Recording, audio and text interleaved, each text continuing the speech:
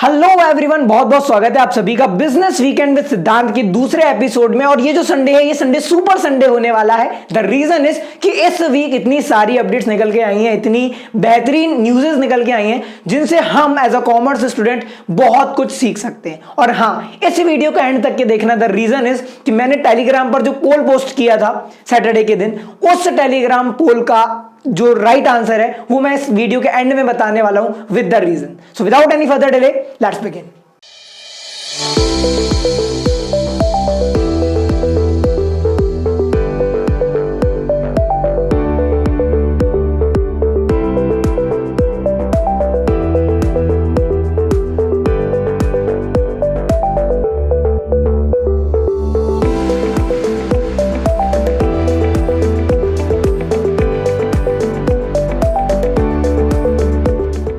Guys, start करते हैं इस वीक की सबसे बड़ी खबर से, जो कि है भाई साहब क्रिप्टो क्रश। आप सभी को पता होगा कि 19 मई को एक न्यूज निकल कर आती है। हम सभी जैसे इंस्टाग्राम स्क्रॉल कर रहे होते हैं, फेसबुक स्क्रॉल कर रहे होते हैं, अचानक से एक चीज देखने को मिलती है कि क्या हुआ, ये क्रिप्टो करेंसी क्रैश हो गई। अगर मैं बात करूं क्रिप्टो करेंसी की, तो यहां पर मैं बिटकॉइंस की बात नहीं कर रहा हूं, राइट, बिकॉज सिर्फ बिटकॉइंस की बात नहीं कर रहा हूं। बिटकॉइंस के अलावा जो और अलग क्रिप्टो करेंसीज होती हैं, लाइक यहां पर आपको दिख रहा होगा बिटकॉइंस, इथेरियम, अगर कार्डानो की बात करूं, और अगर मैं बात करूं डॉग कॉइन की, तो सारी की सारी करेंसीज में 19 मई के दिन गिरावट देखने को मिली। अब सबसे बड़ा सवाल ये आता है भाई साहब कि ये जो इतनी भारी गिरावट देखने को मिली, इसका कारण क्या था।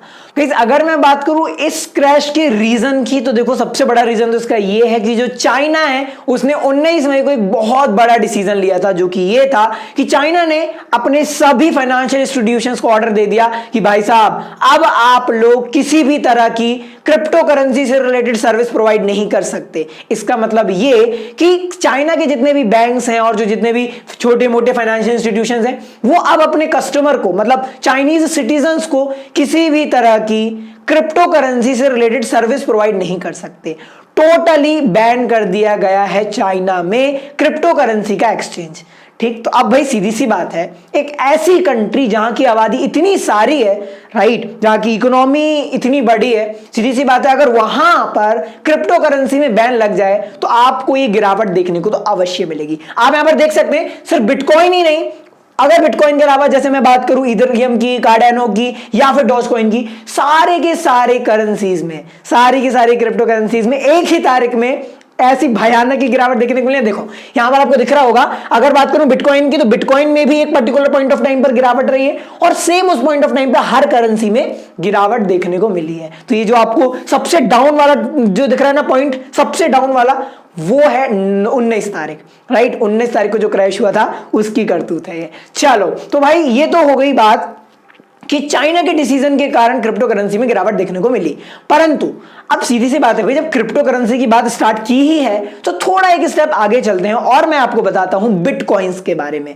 देखो क्रिप्टो करेंसी में जो गिरावट आई, बाकी क्रिप्टो करेंसी की अगर मैं बात करूं इथेरियम, कार्डानो और डॉग कॉइन की, तो इनमें जो गिरावट आई ये तो मेन चाइना के उस डिसीजन के कारण थी। लेकिन वही मैं बात करूं बिटकॉइन की, तो जो बिटकॉइन है उसकी गिरावट इस डिसीजन से पहले ही चल रही थी। अब ये क्यों चल रही थी, क्या हालचाल है, कैसे हुआ, ये सब बताता हूं। तो बिटकॉइन का जो डाउनफॉल था वो स्टार्ट हो गया था 13 मई को। अब ऐसा क्या हुआ था 13 मई को, जो ये जो बिटकॉइन था वो 13 मई की तारीख से नीचे नीचे नीचे नीचे नीचे आता जा रहा था। इसका कारण है इलॉन मस्क का ट्वीट, जिसमें इन्होंने लिखा है कि Tesla has suspended vehicle purchase using bitcoins. अब ये क्या सिनेरियो है, थोड़ा इसको समझने की कोशिश करते हैं। आप सभी को मैं बता दूं कि फरवरी में इलॉन मस्क ने एक बहुत बड़ा डिसीजन लिया था। सबसे पहले तो उन्होंने क्या किया था, 1.5 बिलियन डॉलर्स के बिटकॉइंस परचेज किए थे, और तुरंत ही अनाउंस किया था कि जो टेस्ला मोटर्स है, जो कि वर्ल्ड की सबसे बड़ी इलेक्ट्रॉनिक व्हीकल कंपनी है, वो अब बिटकॉइन से भी पेमेंट को एक्सेप्ट करेगी। और भाई साहब जैसे ये न्यूज आई ना, तो अचानक से फरवरी के मंथ में जो भाव थे बिटकॉइंस के, आसमान छूने लगे। लेकिन फिर आया एक ट्विस्ट। ये जो इलॉन मस्क है, इन्होंने जस्ट 13 मई को ये ट्वीट किया जिसमें उन्होंने लिखा कि Tesla has suspended vehicle purchase using bitcoins. और जब ये ट्वीट देखा गया, जब ये ट्वीट किया गया, उसके बाद 13 मई को ट्वीट किया गया था, और 13 मई से जो भाव गिरने लगे, तो फिर वो और नीचे चले गए। एंड गाइस, ये कारण है कि क्यों बिटकॉइंस में 13 मई से ही गिरावट आना शुरू हो गई थी। कई जब हम बात करते हैं Q4 के प्रॉफिट्स की, आप सभी को पता है कि मई एक ऐसा महीना है जहां पर ऑलमोस्ट सारी की सारी कंपनीज अपने Q4 रिजल्ट को पब्लिक के सामने प्रस्तुत करती हैं। और भाई साहब इस वीक की अगर मैं बात करूं तो जो टॉप 3 रिजल्ट निकल कर आए हैं वो निकल कर आए हैं SBI, भारती एयरटेल और JSW स्टील की तरफ से। कहीं सबसे पहले हम बात करते हैं एसबीआई की। अगर आप एसबीआई की ग्रोथ देख पा रहे हो तो देखो सीधा सीधा 80% का प्रॉफिट इंक्रीमेंट इस साल एसबीआई ने मारा है, राइट। अगर बात करूं प्रीवियस ईयर के प्रॉफिट की तो प्रीवियस ईयर का जो प्रॉफिट था वो था लगभग 3581 करोड़। वहीं अगर मैं बात करूं इस ईयर के प्रॉफिट की तो 80% इंक्रीज होकर जो प्रॉफिट फिगर है वो पहुंच गया है 6451 crore, right. 6451 crore, can you imagine.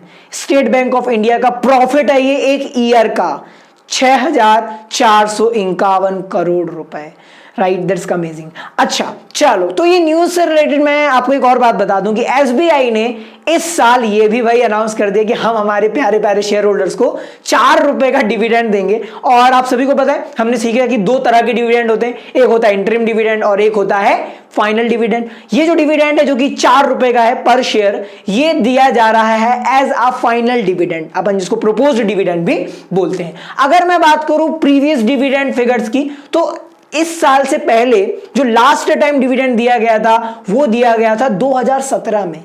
उस टाइम पर अगर मैं बात करूं तो पर शेयर जो डिविडेंड दिया गया था वो था लगभग 2.5 रुपए पर share, 2.6 rupees per share, right. और इसके पहले भी 2.6 दिया गया था। मतलब अगर मैं बात करूं तो 2017 2016 में दिया गया था और 2017 के बाद अब 2021 में जो एसबीआई है वो डिविडेंड दे रही है अपने शेयर होल्डर्स को। अब हम बात करते हैं दूसरी कंपनी भारती एयरटेल के बारे में। भारती एयरटेल की अगर मैं बात करूं तो भारती एयरटेल जो कंपनी है पिछले साल आप सभी को पता है कि कंपनी काफी बड़े लॉस पर गई थी। अगर मैं एग्जैक्ट फिगर की बात करूं तो लगभग 5380 करोड़ रुपए का लॉस भारती एयरटेल को पिछले फाइनेंशियल ईयर में हुआ था। और वहीं इस बार की बात करूं तो इस बार थोड़ी राहत है, कंपनी को लॉस की जगह प्रॉफिट हुआ है और प्रॉफिट जो हुआ है वो है 759 करोड़। जी हां, 759 करोड़ रुपीस का प्रॉफिट एयरटेल को इस ईयर में हुआ है। इसके साथ साथ मैं आपको बताता हूं एआरपीयू के बारे में। अगर एआरपीयू के फुल फॉर्म की मैं बात करूं तो एआरपीयू मींस होता है एवरेज रेवेन्यू पर यूजर। भारती एयरटेल का जो एवरेज रेवेन्यू पर यूजर है वो है लगभग 145 रुपए का। और ध्यान रखो ये मैं ईयरली अमाउंट नहीं बता रहा, ये मैं क्वार्टर बेसिस पर बता रहा हूं। मतलब जनवरी टू मार्च के पीरियड में पर यूजर 145 रुपए का रेवेन्यू जनरेट किया है। तो समझ जाइए कि एज अ यूजर आप एयरटेल को एवरेज 145 रुपए पर क्वार्टर देते हैं। और हाँ, ये ऐसा नहीं कि आप बोलेंगे अरे मैंने तो 399 का रिचार्ज कराया था। ना, ये जो डेटा है ये एवरेज है। कई लोग तो पता है ना कि मतलब रिचार्ज के नाम पर बस वैलिडिटी इंक्रीज करते हैं, तो ये जो डेटा है ये ओवरऑल एवरेज है तमाम सब्सक्राइबर्स का, जिनकी सिम चालू हो या जिनकी सिम बंद हो। गाइस अब हम बात करते हैं जेएसडब्ल्यू स्टील कंपनी की।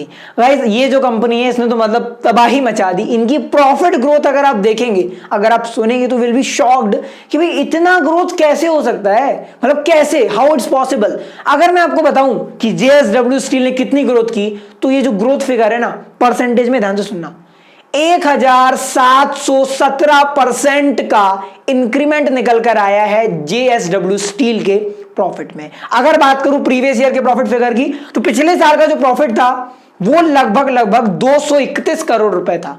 क्या बोला मैंने? लगभग 231 करोड़ रुपए था। और भाई साहब इस साल जो प्रॉफिट है वो सर्ज होके चला गया है 4198 करोड़ रुपए। कैन यू इमेजिन कि 231 जो कि प्रीवियस ईयर का प्रॉफिट था उससे इस बार जो प्रॉफिट हो गया है वो कितने का हो गया है? 4198 करोड़।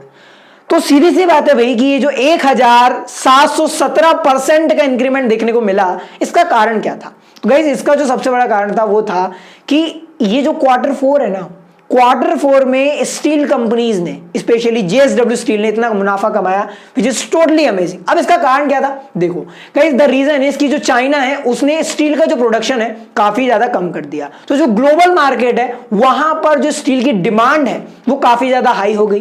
ठीक है, जब ग्लोबल मार्केट में स्टील की डिमांड काफी ज्यादा हाई हो गई तो सीधी सी बात है जब डिमांड हाई होगी तो प्राइस भी इंक्रीज होगा। तो भाई साहब इसी चीज का फायदा उठाया हमारी भारतीय जेएसडब्ल्यू स्टील ने और इन्होंने बताया क्या किया? इन्होंने किया स्टार्ट प्रोडक्शन भारी पैमाने पर और स्टार्ट कर दिया export to the other countries, that's it. तो भाई साहब जो ग्लोबल मार्केट था वहां पर जो डिमांड इंक्रीज हुई थी स्टील की, वो कवर की गई इंडियन कंपनी द्वारा जो की थी JSW स्टील। और सीधी सी बात है कि जो मार्केट प्राइस थे, ग्लोबल मार्केट प्राइस थे स्टील के, वो ऑलरेडी हाई पर थे। द रीजन इज कि चाइना ने ऑलरेडी अपना प्रोडक्शन कम कर दिया था, तो जो प्राइस था वो इंक्रीज था, और इसी चीज का फायदा उठा लिया JSW स्टील ने। तो यहां पर मैं सिर्फ ग्लोबल डिमांड की बात नहीं कर रहा, ग्लोबल डिमांड के साथ साथ डोमेस्टिक डिमांड में भी काफी ज्यादा इंक्रीमेंट आया था स्टील की। दैट इज द रीजन कि क्यों JSW स्टील ने इतना ज्यादा मुनाफा कमाया। गाइस अगली न्यूज है ITR से रिलेटेड। ITR मींस होता है income tax return. Guys income tax return जो फाइलिंग की जो डेट होती है वो नॉर्मली दी जाती है 31 जुलाई तक की। अगर मैं बात करूं फाइनेंशियल ईयर 2021 की, सीधी सी बात है कि 1 अप्रैल 2020 से लेके 31 मार्च 2021 तक जितनी भी कमाई जितने भी सोर्सेस से की जाती है किसी भी एक इंडिविजुअल द्वारा, उस पर्टिकुलर इनकम का जो टैक्स होता है वो फाइल करना पड़ता है नेक्स्ट ईयर में। मतलब अगर मैं बात करूं जैसे कि 2021 में आपने जो कमाई की उसको आप अगर कैलकुलेट करोगे तो उसका जो कैलकुलेशन होगा वो होगा 2021 और 2022 वाले ईयर में। मतलब ये कि नेक्स्ट फाइनेंशियल ईयर में उस पर्टिकुलर प्रीवियस ईयर की इनकम का असेसमेंट किया जाता है एंड देन जो टैक्स रिटर्न होता है वो फाइल किया जाता है। एंड इस ITR फाइलिंग की जो लास्ट डेट होती है वो नॉर्मली होती है 31 जुलाई of that assessment year, right. लेकिन इस बार due to the second wave of कोविड-19 ये जो डेट है ये एक्सटेंड करके कर दी गई है 30 सितंबर। मतलब ये कि नॉर्मली आप 31 जुलाई तक ITR फिल करना कंपलसरी रहता था, लेकिन अब इंडिविजुअल्स को 2 महीने और दिए जा रहे हैं कि भाई साहब आपके पास 2 महीना और है, अगर आप चाहो तो 30 सितंबर तक भी ITR फाइल कर सकते हो। जो अगली न्यूज है वो रिलेटेड है यूनियन बैंक ऑफ इंडिया से। आप सभी ने देखा होगा एक न्यूज निकल कर आई है जो कहती है कि यूनियन बैंक ऑफ इंडिया ने QIP के थ्रू रेज किए हैं 1447 करोड़ रुपए। अब इस न्यूज से इतना तो समझ में आता है कि 1447 करोड़ रुपए यूनियन बैंक ऑफ इंडिया द्वारा रेज किए गए हैं, पर सवाल ये आता है कि ये जो QIP है इसकी मीनिंग क्या होती है और एग्जैक्टली है क्या ये QIP के अंदर।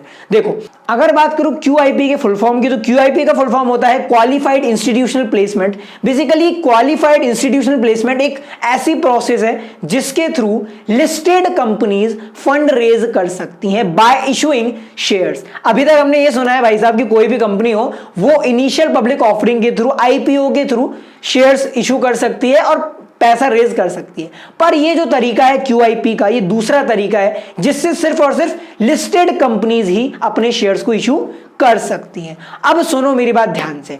नॉर्मली अगर बात करूं मैं यूनियन बैंक ऑफ इंडिया की, तो यूनियन बैंक ऑफ इंडिया ने QIP के थ्रू क्या किया है, फंड रेज किया है। अब ये जो QIP है ये तो एक प्रोसेस होती है, बट एग्जैक्टली इसमें क्या होता है वो सुनो।